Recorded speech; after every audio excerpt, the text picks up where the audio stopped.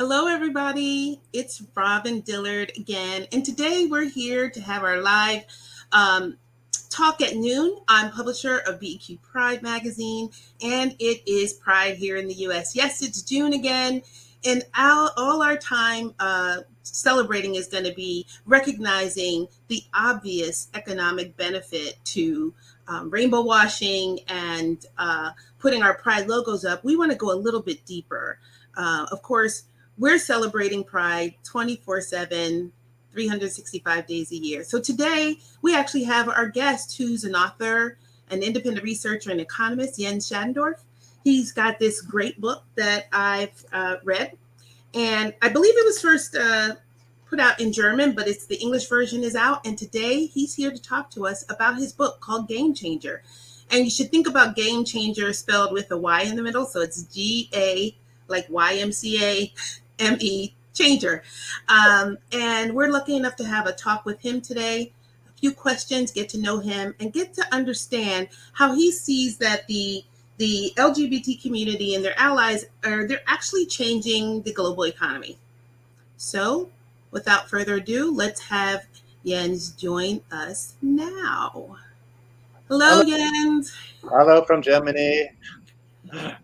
Yeah, that was my question. So tell us about your background, where you're from, perhaps a little about your education, where do you live, Yeah, and those special people in your life, which I'm going to share a couple of pictures, but go ahead. yeah, yeah. So first of all, thank you, Robin, for having me. Appreciate it a lot. So actually, I'm speaking from Munich, so Bavaria. So these people with the lederhosen and so forth, the Oktoberfest. So that's very close to my place where I live and work. Oh, wow. Originally, I'm from Hamburg.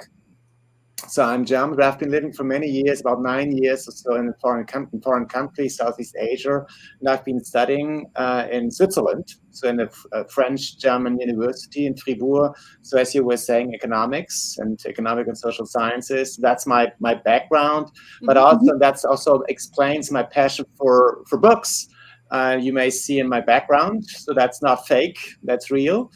So it's a kind of a library, and it has to do with my passion for book in all kinds, also fiction, but of course as well the topic we are talking about today. But I've been for many years as well a book publishing director in houses like Bertelsmann and Springer and so forth. So there is books have for me are multidimensional. I'm not just an author, but I have been for many years as well a book publishing director. So that's my background, and I'm doing research basically within at the intersection of business and economics on the one hand, and LGBT and human rights on the other hand. And that's the reason why I'm here. So here again, the book, the why, very important. If you turn the book, you see this holographic effect. You have read Yeah, I the love book. that. So yeah. So yeah. That's a good point. I actually have some information about you to share on the screen. So we're in our spring magazine. It's out through to the end of June. But having you here, we also have, and I'm clicking on lots of things here. Let's just see. I have your email address and website, so people can get that background information about you in the book. So let's just jump right in. Your work is fascinating. It's so very important. Perhaps you could start off by telling us a little bit about the global nature of your work, where you researched, what you researched, who you researched, where you were traveling, and how all of this game changer conversation came about.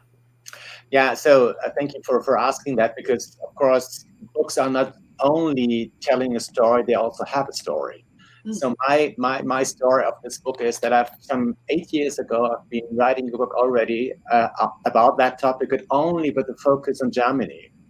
Oh, And that time was kind of very special. It was the first of its kind in Germany. So it was about gays and lesbian only. It was a different discourse as well, and business and society. And it was a very interesting period of time, because around at that time, many things started globally. And when I was then invited from time to time for giving presentations on that book in Germany, um, I think it was 2017 or so, I was realizing something has changed. mm-hmm. And the global arena has changed, that I have to write a new book which really covers the whole business arena and the connection, as I was saying, between the LGBT plus equality movement as a whole, but of course with the reference to the economic world and the business world.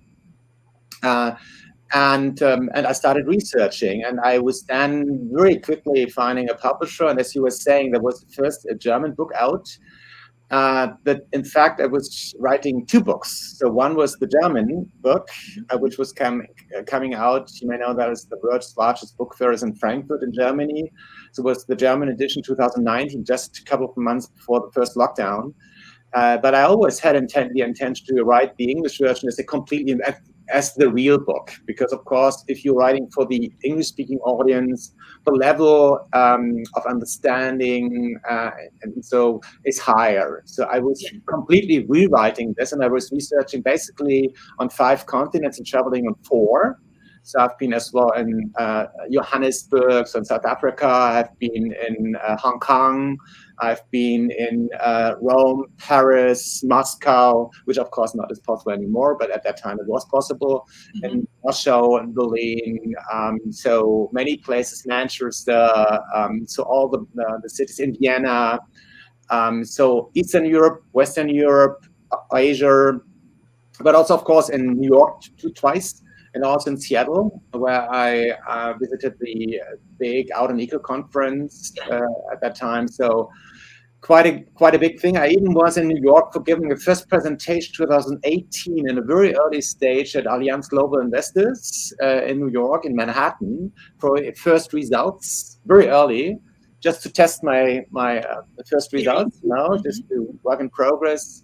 So it was kind of a fascinating journey. But then also when I was doing research, I, of course, because of the gifts of the internet and Zoom and all these means I was also doing then research in India and Japan and Australia, doing a lot of interviews there. So, and this is also then was getting into my book and made this, in fact, and I think I'm proud to say this, I'm not only a proud gay man, but also I'm a proud author.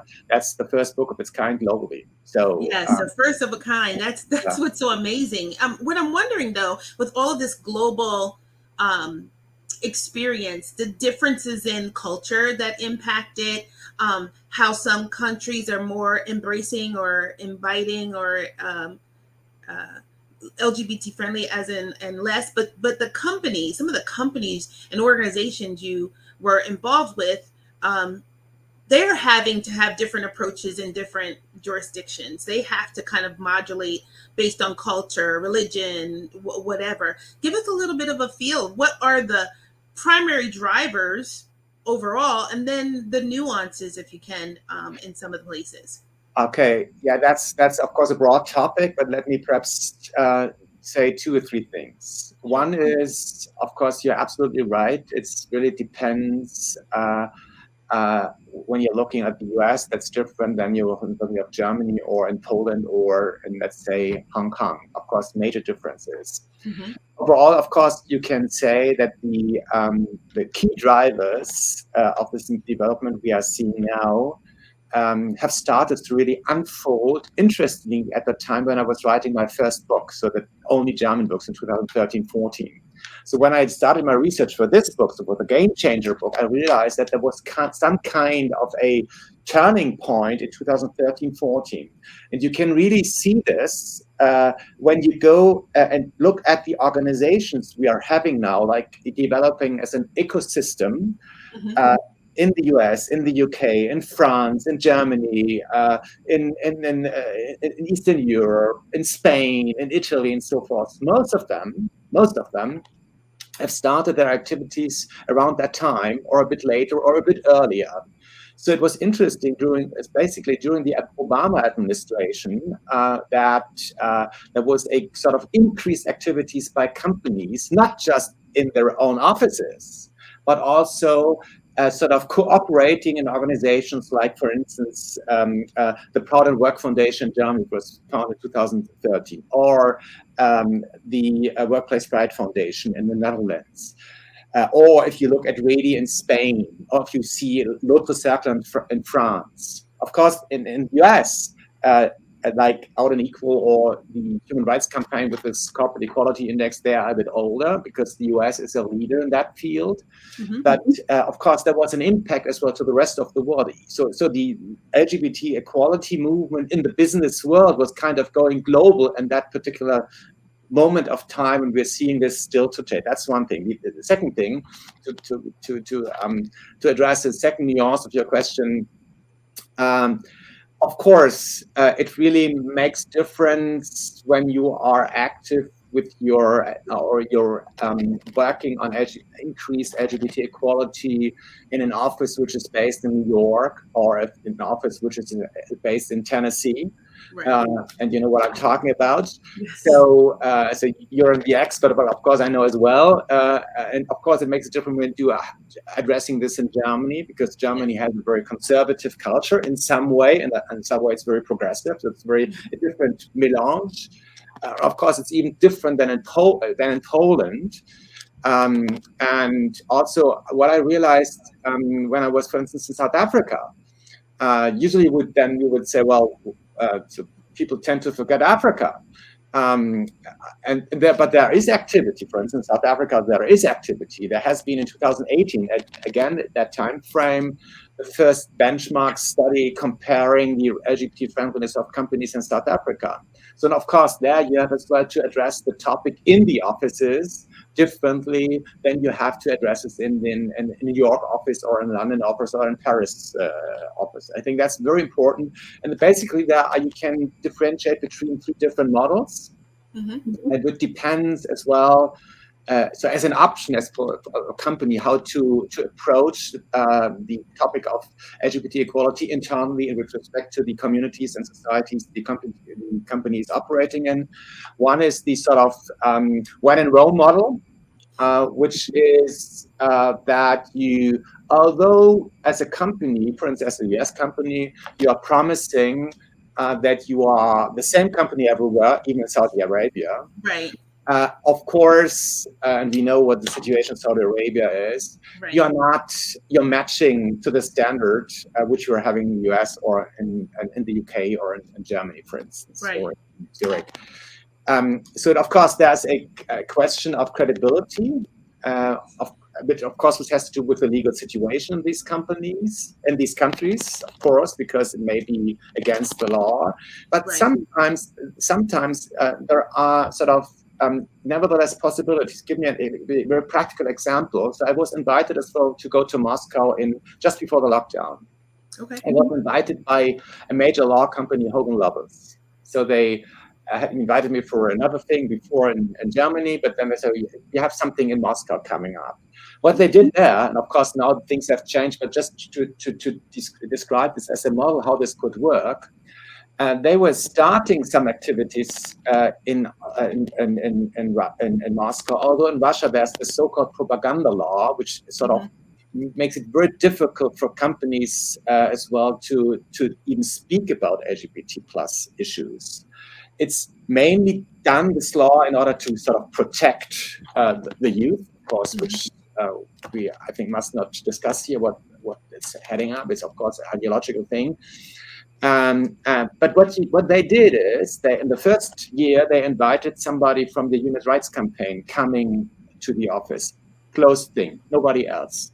In the second year, they invited somebody from Microsoft to speak about their activities, so they open up a bit. Mm-hmm. And of course, they made sure that no youth people were there, of course. Mm-hmm. In the third year, I was invited. And they also have supported a research by an NGO from St. Petersburg, doing some research on how LGBT people in Russian companies feel treated.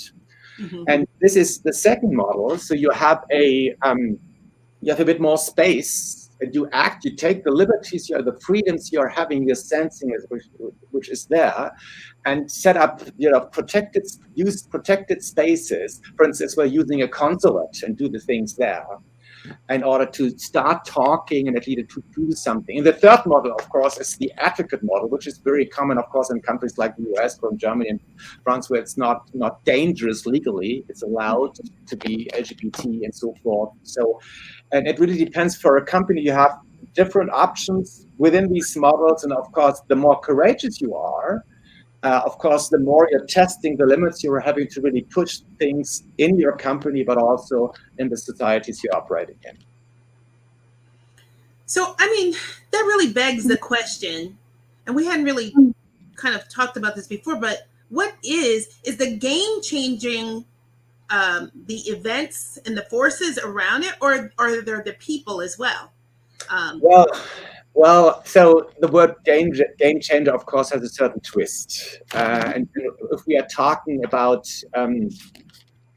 a game-changing moment or so, or a game changer, we're saying something is happening. So, for instance, the war of Russia, the aggression of Russia against Ukraine, we all sense this. This is a huge game changer. Mm-hmm. Or imagine that Iran would develop a nuclear weapon. This would be a game changer. So there's a major thing which is happening, which changes everything. So this, of course, I've played with this, of course, this idea. So if we look at the development of LGBT equality in the business world, you see that, as I was saying, in the period of the Obama administration, for many reasons, was a turning point, a game-changing moment of time when this topic became more visible in the world of business and economics. And it has to do that Hillary Clinton was being active in the Human Rights Council of UN. Then there was the Free and Equal campaign by the UN until, let's say, 2009 or not. It was a no-go issue in the frame of the UN. But because of the support of the American government, which of course then triggered down as well to other as well countries, so the Western world, not just the Western world, in the process of globalization. Excuse me, I was so active here. So, of course, this triggered a change and made even a change in the World Economic Forum, which is called the gathering of the high mass of the political and economic elite. Even until 2013, there was next to nothing. It's only 9 years from now.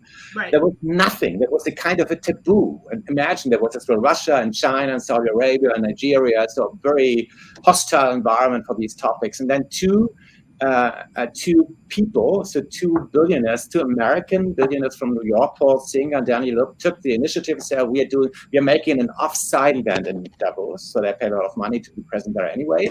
And you may know the rule in the World Economic Forum and Davos, or perhaps you don't know. You have a certain freedom to organize your own events with customers, clients, presenting a research or whatever, and do what you want. Of course, it's in a civilized way, of course. And what did people do? So one has the father of a gay son, who's a medical doctor, who was not allowed to marry in New York at that time, who was forced to marry in Massachusetts. This is impossible. We have to change it. We have to argue in this. And he was then inviting, of course, a lot of money. Everybody was coming. Many people were coming to this event. It was the talk of town in Davos at that time. There was a very famous journalist moderating the show. There was many activists, human rights activists, no business people.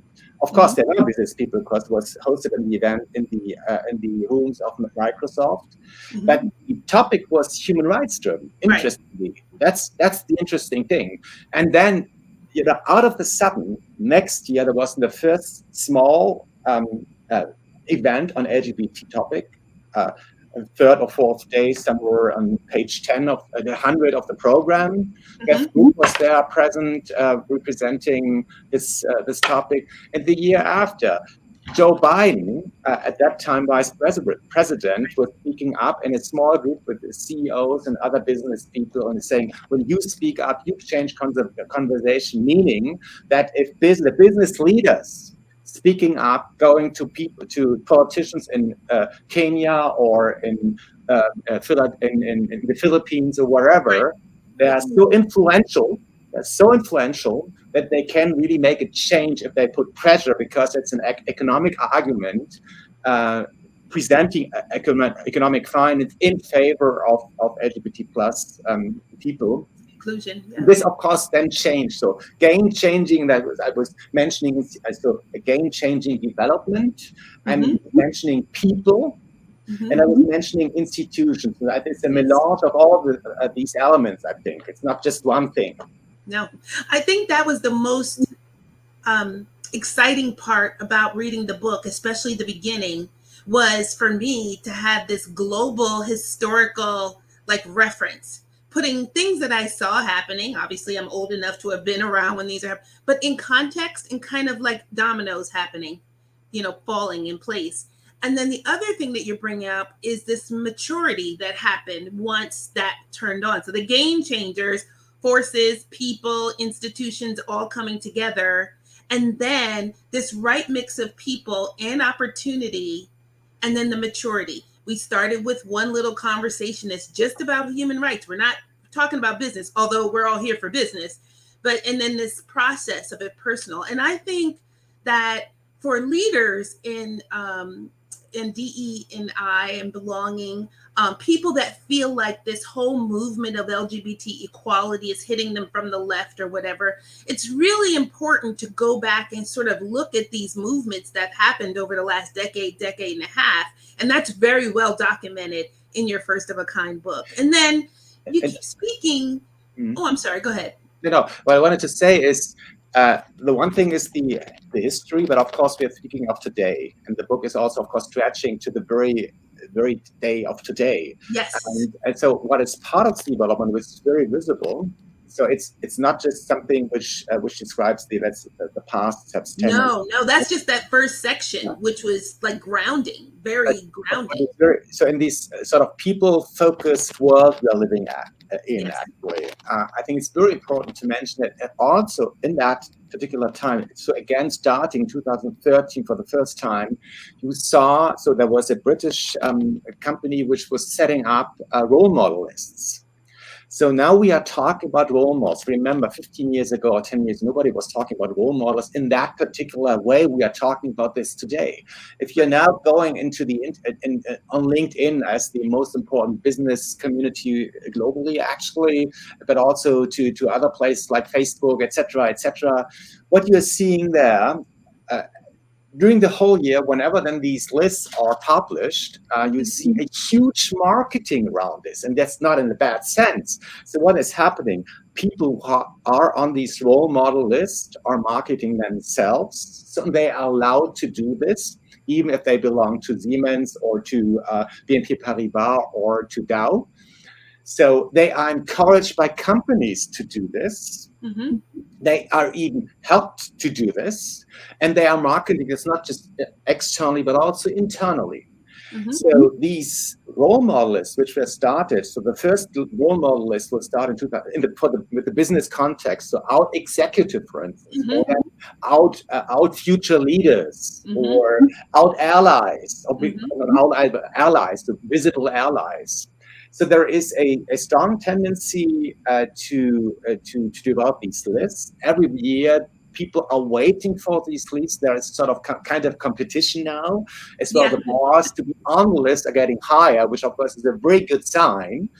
And there is a lot of also, money behind this, because in order to get on these lists, not just on these benchmarkings for companies, but also in these personality lists, Mm-hmm. I think that makes very clear that something has changed. As I said, a game changing development. People are taking this. These are role models. For instance, in my book, I'm telling a story about Elliot Bourne, who's from BCG, Boston Consulting Group. Right. And he was telling as well a story about when he was starting to work with BCG. I think 15 years ago or something, that in the beginning, or a bit more, that in the beginning he was in the closet, but over time, he now says, now I'm a star. I'm a star because I am who I am. He has also set up an own foundation who's very active, Pride with Purpose, kind of doing money, collecting money. He's sort of, BCG is saying this guy is wonderful, and that's a wonderful development. These lists have been copied now. You see these everywhere for different industries. Sometimes the Germans have copied them, the French have copied them. In Australia, there are these, and of course, that's a wonderful development. Well, I have to say, we're guilty as well. At BEQ Pride, we have an annual list that goes out New Year's Day, and it's for leaders under 40 because we Cool. started recognizing at all these events that the people that were involved tended to be skewed one way or the other and a different age. And so we really wanted to start having conversation with the people who are leaders now but are just not on the radar.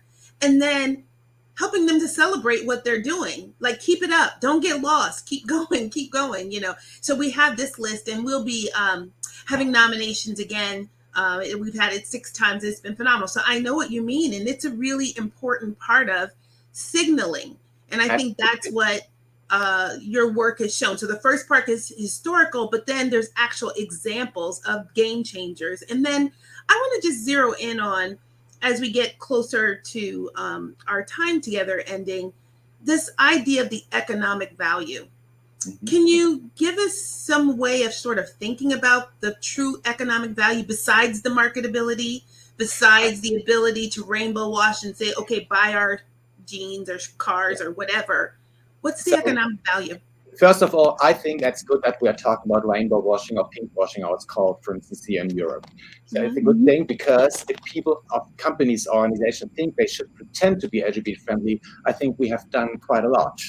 We have achieved quite a lot. So if they really feel the pressure to pretend, I think that's a wonderful thing. So in terms of your question, so the core of your question, so there is research out, meanwhile, economic research out, which shows very, very clearly, for instance, for Kenya, there's a loss of sort of discrimination cost of LGBT people of up to 1.7 GDP.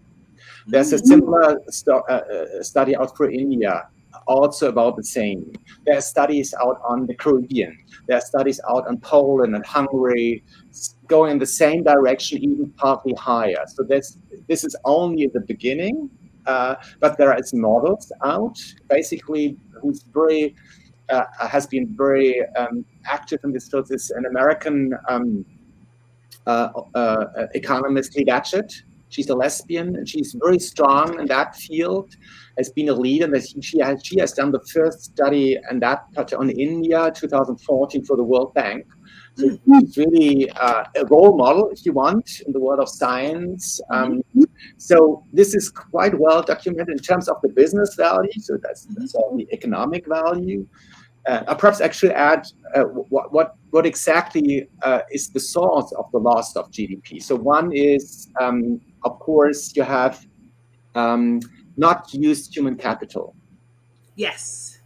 I think that's, for those who have a bit clue of economic thinking, that's obvious. So if you are not using the talents in an economy, especially in an underdeveloped economy, Especially, of right. course, the waste. Of course, it's the business argument. That's also the human right. Now we're talking about the business argument and the economic argument. The other thing is, of course, lost tourist dollars. Yes. So if people are not so with so the LGBT community has a lot of purchasing power. That studies out trillions globally. So we don't travel to Saudi Arabia, again, using Saudi Arabia or Qatar or whatever. Of course, there are other countries which are as well similar, dangerous, and they are maybe as well attractive, of trying to attract tourists. But if tourist dollars are not spent there, of course, this has dramatic impact. Perhaps not so much for Saudi Arabia because there's oil, but in countries that they don't have oil or gas or whatever, then of course it's a major loss in GDP. Another thing is, of course, productivity. What I mean is, and that's very much linked as well to the business argument. So usually the line of thought is when you are hiding your true self, and you're hiding a major part of your identity, this is costly. It takes time and effort. And this is, of course, to everyone in the world. Yes. And so if you're not investing this amount of time and strength and creativity in your company, at your workplace, of course, this is costly for the company. So this is the reason why now the discourse has shown, and the research has shown, there's an open, welcoming working climate is the ideal fundament basis for an increased productivity and growth. Mhm. Why? Because if you are in an open, welcoming working culture, you can be your true self. You don't waste your time on hiding your parts of your identity, major parts of your identity. Mhm. You have a free flow information of there's easier learning process. There's a Mhm. higher degree of creativity, of innovation in a highly competitive world. Of course, innovation, especially in the Western world, area in the world, it's crucial for productivity, and this, of course, ultimately leads then to a higher growth. So that's a very clear thing. Of course, what you don't have so far is that you have more gay person or more lesbian person on a non-binary person on the board, and it's increasing the productivity. This kind of research we are not having yet, but there is research, as you may certainly know, that, for instance, the term of for gender equality. So Mhm. the more women you're having on board, the Mhm. higher the financial outcome is. There are studies out. Of course, you have to moderate this, of course, and there's a process of adaptation. This is clear because diversity as well increases the potentiality of conflict. But then it's the question how you moderate the conflict, use the conflict for higher creativity, for having a diverse look on the problems you're solving, etc. I'm smiling because I've watched a couple of interviews with you and I've heard you before, but I've never heard or seen you so passionate and excited to talk about this. How about And you? it's wonderful. And I'm looking and I'm thinking about these costs for smaller countries that don't have oil or diamonds or whatever it is, whatever natural resources to create value. It's always a cost. Discrimination is a cost. But now I just want to understand from an economist's view, what are the exponential benefits or positive things that we're foregoing that having inclusion in LGBTQ plus inclusion in the workplace and the supply chain and all over, like what potentially are we missing? And is there any research around um, when you bring differences together and what you create? Well, that's what I tried to explain. Just to summarize it, so if a person who self-identifies as LGBT plus Mm-hmm. or is unconsciously LGBTQ plus, because of course Mm-hmm. this is of course a process of self-awareness as well. Of course, what happens then is when you're taking away everything and you just having these people like me. So what I'm doing, there is no anxiety. Mm-hmm. What does it mean? I'm bringing in my whole Full potential, self, right? my Authentically. my whole potential Mm-hmm. of my skills and capabilities, which of course is a lot. And I'm using this for the benefit in the firm of the firm, and so far as I can contribute more for creative solutions. Creative solutions may lead uh, in an increased way to more innovation. That's right. More innovation leads to more productivity. More productivity leads potentially to a higher growth, to Right. more And money. more money. So that's it. And what is in, and what's I think what is important here as well, and that's a very important point. I think that um, so this process which we have described in the beginning about these 8, 9, 10 years starting mainly to be triggered in game-changing development during the Obama administration, of course, then unfolding in the world, is that you see um, how should I say this? You see I forgot my point now. Just let's just go on. Yeah, so it's the Get game back to it. changing with Obama. You see the changes, but you were talking about the fact that there's an exponential value there. You were talking about productivity, increasing I got productivity. it. I got Thank you very much. I was the reason I was hesitating because I wanted to make the strong argument of the changing values of the new generations, of the Yes, young that's where generation. exactly where I wanted to go. Let's talk about that. But So that's because you were saying so 40 under 40. So perhaps yes, I recommend just go under 30, yes, because what we see in studies in the US, but also now increasing in other countries, because there is more money going into these studies, is that the younger generations the more self-identify as LGBTQ plus, etc. So there is, for instance, so the first major study on that topic was done by GLAD. There was this annual study, and I think it was published in 2018, was done in 2017, which showed that about 20% of that generation of millennials and Generation Z hmm self-identify as LGBT plus or as non-belonging to the heteronormative majority of that's the right. population.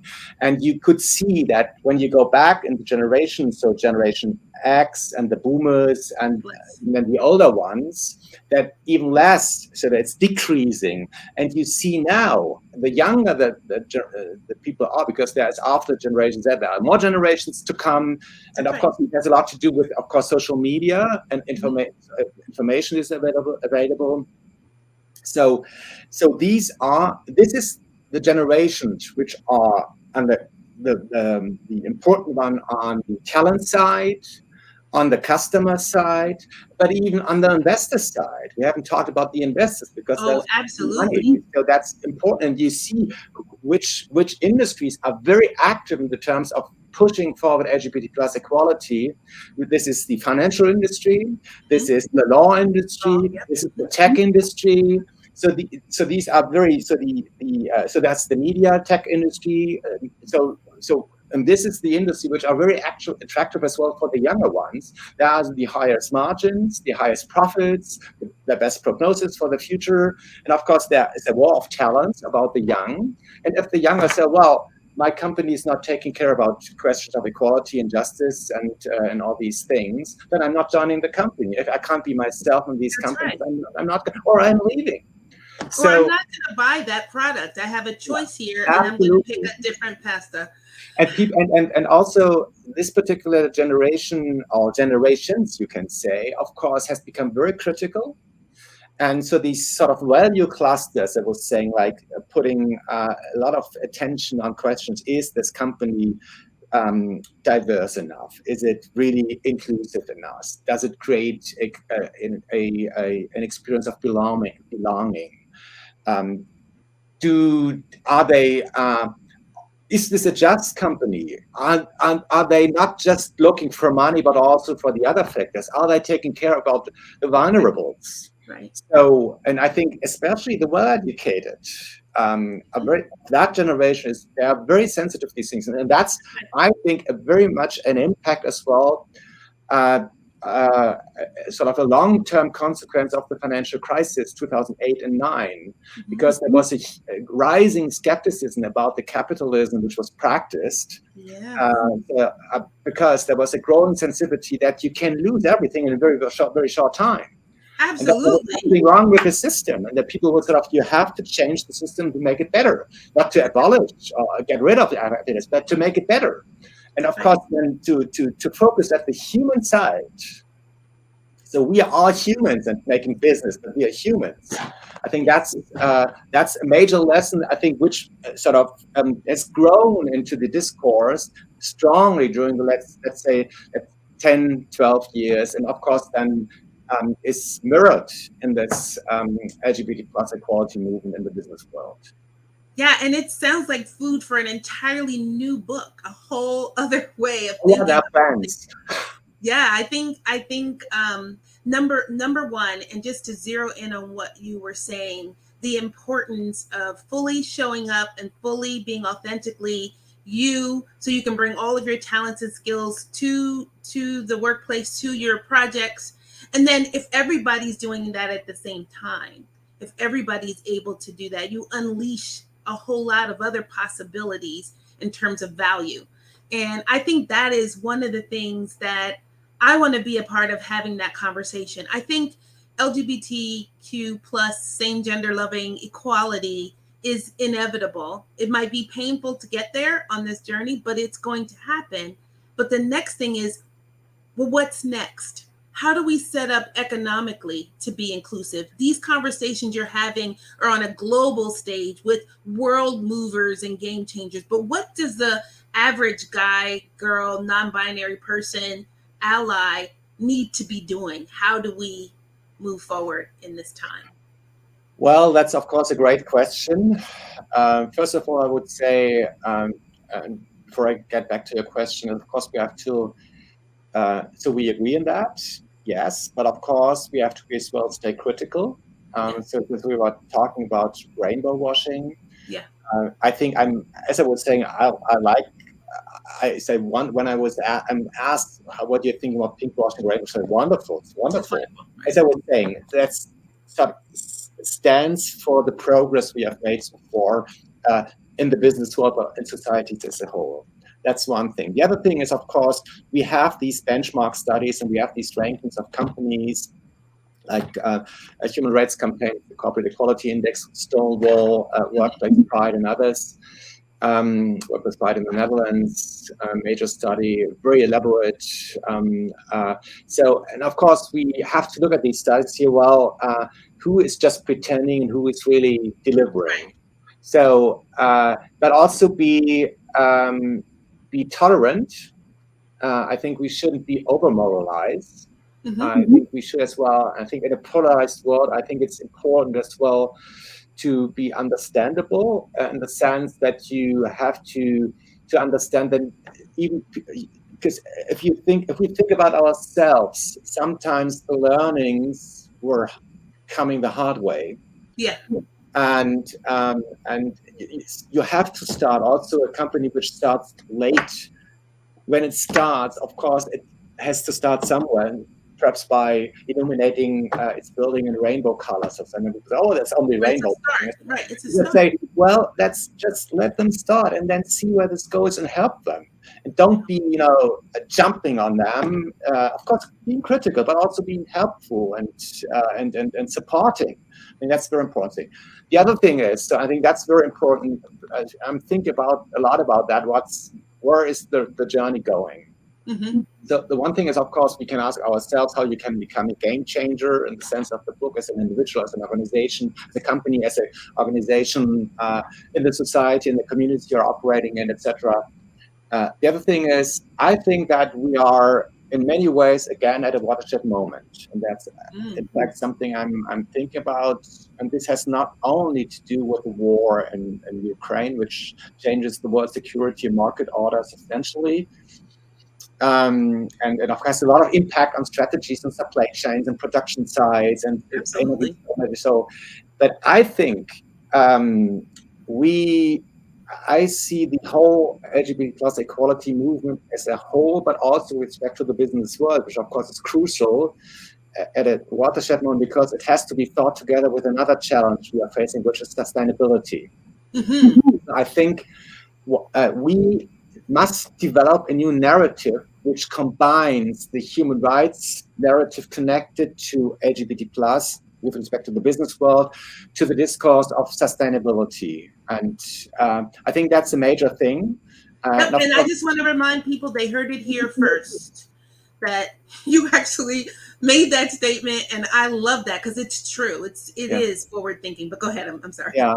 So, and if you think, for instance, the whole discourse we are seeing now, some of people listening may be familiar with this, the ESG development. So around environmental, social, and governance criteria, and especially in the investment industry, of course, that's a big issue. And of course, there's a lot of critical discourse around it, where it's just something, another acronym, and our industry is evolving. And I think let them go and then see where it goes. And as I said, I think it's not bad, but it should not lead to, another compliance industrial complex around monitoring figure number and then window dressing and all this stuff, but nevertheless the fact the fact that, for instance, Larry Fink from BlackRock is speaking up and say sustainability is a major thing. Of course, he wants to earn money and he wants to influence. He's a powerful man. His company is powerful. I have no problem with that. I think what is happening with his power and what is grown out of this influence and this development, he's then influencing, and of course, many other influencing. It's not just him. So, and I think.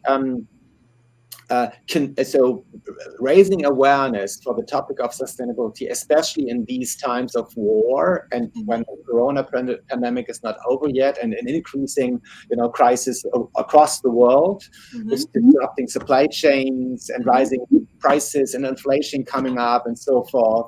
I don't want to be negative, but I mean that's the real world. I'm a very positive person. I mean, you have to see as well what the facts are. I think this really needs different framing, as I was saying, a different narrative. And of course, the sustainable narrative along, climate justice, social justice. So the E of ESG is the climate justice, the S is the social justice, and the G, of course, has to do as well. So that's government, that's clear. And I think what is very important here to get into the boat as well, again, the young generation, because they are so important. Right. I'm describing, as you may recall in my book, this story about Barilla in 2013-14, which led after the CEO made some homophobic remarks, that the Harvard University was deciding to take off Barilla pasta from canteen menus. Of course, they made a fantastic turnaround. Fast in a short time. Yeah. And of course, that's another thing, because it symbols and stands for that it's you can do this fast. You can this if you're only a company of 5,000 people. It's not a global corporate. Right. They are rooted. They are century old. This is a family business. They are rooted in a very conservative Italy. With a strong Catholic influence, and there's a lot of blue-collar workers. It's not just the well-educated white-collar workers. They're smart enough to go to Wall Street and earn their money there. And that's not meant negatively. Of course, that's legitimate, and we need this. But I mean, we tend to forget that it's not just the smart, good-looking rainbow logos we are seeing now on all these platforms now, which of course also is positive as such, but many people are not working in these workplaces. Most of the population are not working there, and I think we should not forget them. We should not forget them. I think that's important as well, because we are living in these polarized times, especially in the US, but also in other places in the world.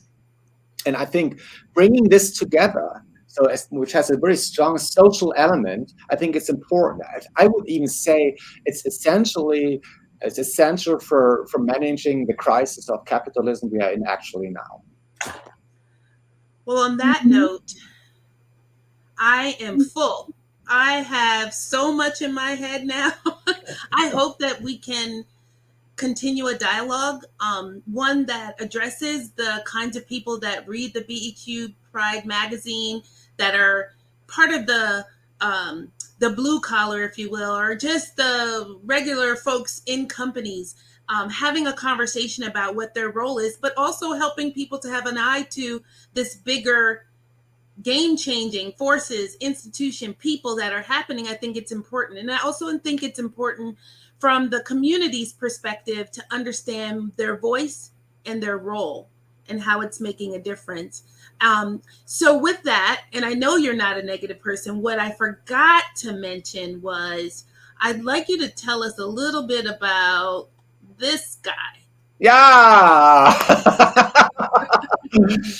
Yeah, so of course, Nelly is, of course, a big love of my life. She is our Dachshund. She's was born very close to Berlin, and so my husband and I, Karsten, who's Danish, we decided to that's love of my life. This is Karsten, in a nice summer house of our family. So so Karsten and I, we decided to adopt Nelly. I mean, not adopt because she was baby, and we got her from the very, not from the first day on, because she got to be vaccinated. I think that's the same in the US. The young dogs have to be vaccinated, and then over time you can get them after a couple of weeks. So she's our baby, and of course she is as well. Yeah, I don't know whether you know dachshunds. They are also, they are lovely, can be very lovely dogs, but they only have their own mind and their own will, and Yeah. I love that. As a research-focused person, but also who wants to make change, of course, I know that very often the unexpected happens, and sometimes it's good that the unexpected is happening, because it puts you in position as well to see things differently. So in a way, Nelly is still part of my very diverse life, and she's sort of increasing diversity. And but she also is a very inclusive person, because of course she wants to be part, because dogs are, you want to be with their people, so with Carsten and me, and yeah, she's wonderful, has a good heart, a good soul, and yeah, so I'm she's so glad you shared Nellie and your husband as well.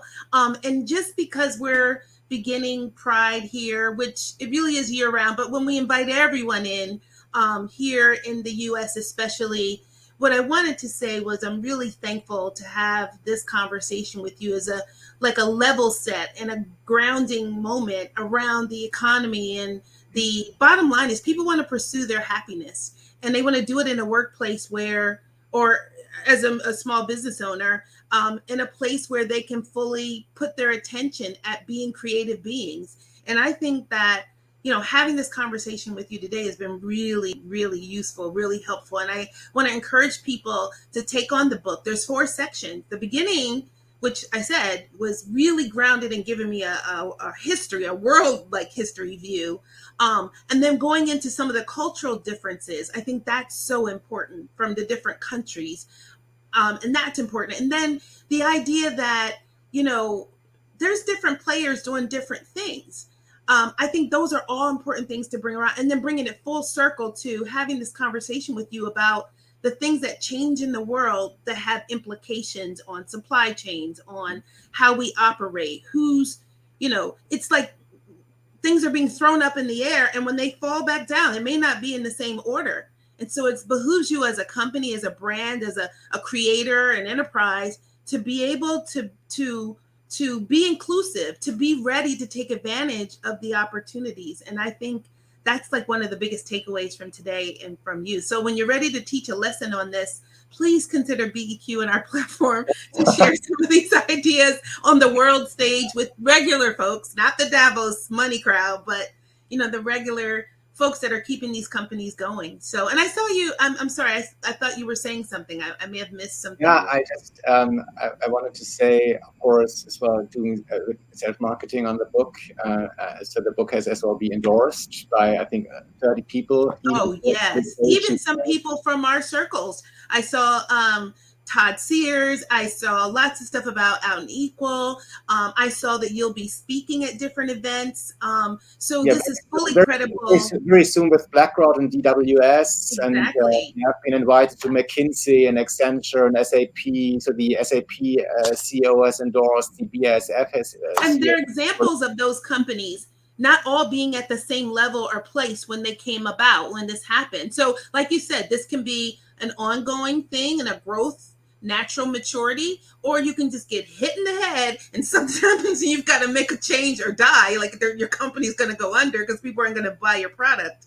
Yeah, Your choice. what I really like about this development, and also, of course, that people that invite me, that we can talk about it, that, of course, it reflects as well a change and the whole business world in the sense that we are not talking about shareholder capitalism anymore, but we are talking about stakeholders. Which Yes. means that everybody in society which is connected to a firm or an organization has to be taken into consideration. Right. So that there is a responsibility, an accountability, and a responsibility. So I think that's no coincidence that we are having a sort of a rise of the topic of corporate social responsibility. That's right.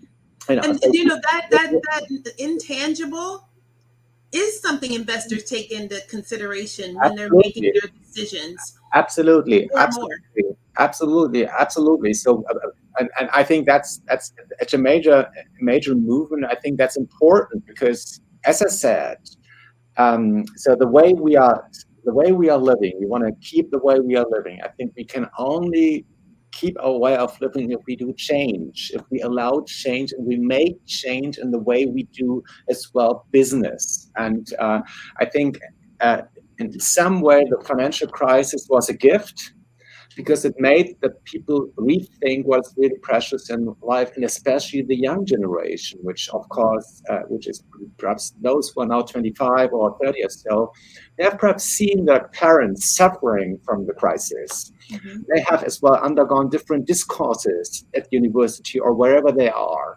So, and I think that's a major thing, and we should pay very much attention that it's not going away, Right. because usually when you're in hard times, people tend to forget what's very important because they say, "Well, I'm stressed," and you know, and then anxiety and fear is not a good guide for what you're. Closes you off. It closes you off. And that's the reason why I think we need to continue to talk about and to courageously talk. And again, I'm connecting this again with my pledge to this new narrative we as well need for human rights topics like the LGBT plus topic, equality movement in the business world, and of course in society. That can't be split. That you need to think this together with the other big part of topic of our life, sustainability, and as well think into this digitization, because now the metaverse is coming up, and of course there's as well now the discussion, is there discrimination popping up as well, the same way we experience in the real world. Mhm. And and also, as I was saying, the topic of polarization, sustainability, polarization, and digitization. If you take just these three major trends and merge them and think them together with respect to this topic of LGBT equality, I think then you're getting to the next level. You're getting to the next level. And going to the next level, that change in trajectory, that what are the inflection point? That's kind of where we are. And at this point, I want to encourage everyone who watches and or reads BEQ Pride magazine that we definitely focus on the positive. We put our energy on what's going right because there's plenty going wrong. And we're here to help with that narrative, the narrative that needs to be going on about revealing who you are as a brand or what you're doing over time. So when the inevitable happens, a mistake, you're not trying to explain away a whole bunch or reintroduce yourself. People kind of know we're at an inflection point. Things are shifting. And I'm hopeful that that's how it's going to go. And one day, maybe be lucky enough to meet you in person at one of these events and to hear how you do your work and to see what you're seeing. So thank you so much today for taking time out of your evening and away from your dog and husband and all those books behind you, which, by the way, that's not a green screen. That's the real thing behind you. um, and I just can't, I cannot thank you enough. That's all I can say. So thank you for the Yeah, opportunity thank you today. so much, Robin, for having me. I really appreciate and enjoyed the conversation. Thank you so Me much. too. Me too. I feel like I had a nice little economics lesson today. I'm up to speed, and now we can go on towards Pride this month and really encourage people to reach for the stars. Let's go ahead and have this reimagine equity and in the future in the way we really want to have it. Become game changers. By the way, there's also a book site which is called gamechanger.com. You go to this That's as right. well. I have it here. Don't we have the website? Oh, no, I will put that in the comments too. Yeah, And hopefully you'll share this out because it'll be a recording on YouTube and available to reshare on LinkedIn. And I'll do the same. And thank you so much. And if anything I can do to help, please call on me. yeah. Thank you so much, Robin. Thank you. Thank you. Bye bye, guys. Thanks.